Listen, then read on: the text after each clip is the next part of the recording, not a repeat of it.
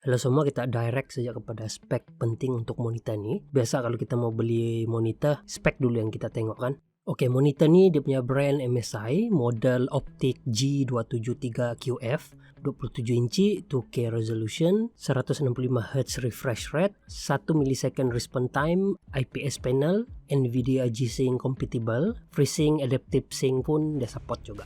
Monitor ni saya sudah pakai selama 1 bulan. Jadi saya boleh cakap monitor ni adalah antara 2K IPS 165Hz G-Sync monitor murah yang mantap dan bagus. Oke lah, performance panel dia oke. Monitor ni keluar tahun ni, awal tahun 2021.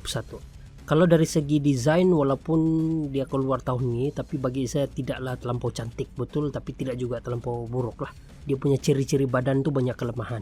Bezel design dia oke, tapi untuk sekeliling atas, kiri dan kanan saja. Di bawah saya tidak tahu kenapa dia tebal betul, tidak macam brand yang lain, dia ada nipis sikit jadi dia nampak cantik.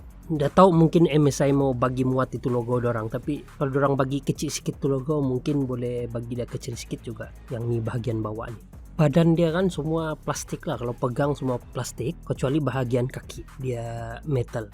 Monitor ni cuma boleh tilt saja, sangat teruk. Spek dia tinggi tapi cable management sama height adjustment tidak. Build design dia nampak macam mahal dan solid. Jadi design build dia tidaklah nampak teruk sangat. Cuma itulah ciri-ciri badan dia macam monitor murah yang low spec. Sebab boleh tilt saja. Untuk video port, monitor ni support 1 display port dan 2 untuk HDMI port. Monitor ni harga dia Rp1.699. Kira budget sudah tu kalau spek pakai IPS panel, 2K, 165Hz, 1 millisecond response time. Kira murah sudah tu.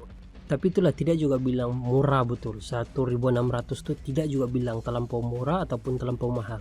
Sebab biasa monitor spek begini paling murah pun selalu Rp1.899 dan ke atas. Kalau spek macam gini.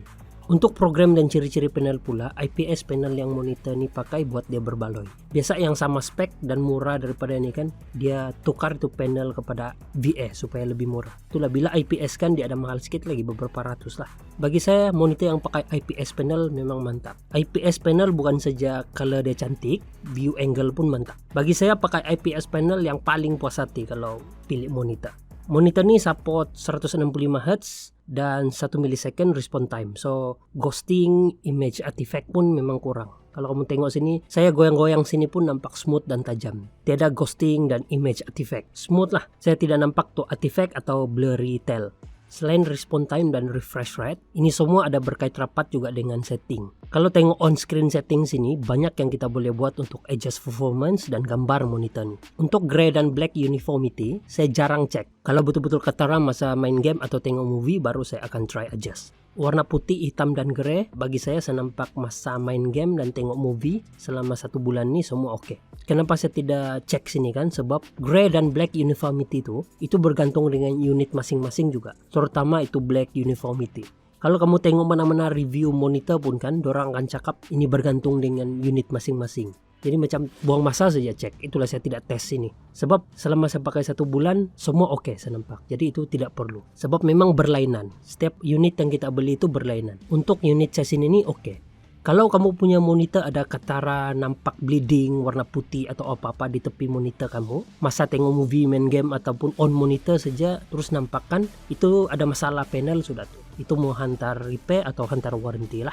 Setahu saya tidak monitor yang perfect kalau pasal uniformity. Uniformity maksud dia sini itu konsisten brightness dan color di seluruh panel atau di screen. Monitor yang harga 4-5 ribu pun sama juga cerita dia tuh. Tidak perfect juga. Memang asal cek uniformity kan ada saja tuh. Oke, untuk dari segi kontras untuk monitor saya ini oke. Sebab saya biasa main game atau tengok movie atau on monitor secara general pasang PC, saya tidak tutup lampu. Saya bukan jenis yang suka pasang tengok movie dan main game tutup lampu. Dari segi brightness pula, brightness dia pun oke, terang. Baguslah. Semua nih kan boleh setting sini, on screen display setting. Bagi saya semua setting game mode yang dorang bagi sini saya rasa semua teruk. Biasa kalau saya pilih pun kan saya akan pakai setting sendiri juga, adjust sendiri. Mata kita nih pun berbeza-beza juga dengan warna color yang kita nampak. Terang dan gelap pun kita ada pilihan dan kesukaan kita sendiri. Itu sebab monitor setting dan komputer display setting penting. Supaya kita setting mana yang kita nampak oke. Yang penting monitor itu tidak rosak saja.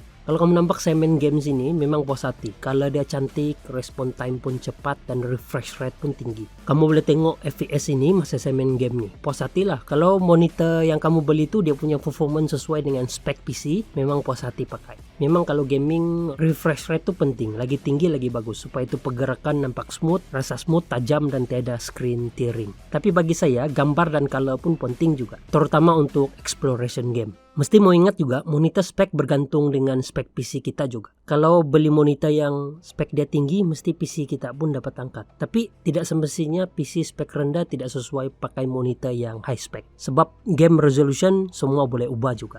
Kalau ada kamu yang mau cari budget 2K gaming monitor yang bagus, saya rekomen monitor nih. Walaupun ciri-ciri badan dia memang kurang dan teruk, boleh tilt saja, tapi ciri-ciri panel dia puas hati. Mesti mau ingat juga, macam mana pun setting di monitor dan juga setting di PC, mesti mau pakai kalau mau dapat experience dan performance yang bagus yang sesuai dengan monitor yang kita pakai. Sesuai dengan kita punya pandangan juga. Oke, saya rasa sampai sini saja. Kalau ada apa-apa soalan pasal monitor atau yang lain-lain boleh tanya dan komen di bawah, oke? Alright, jumpa lagi, bye.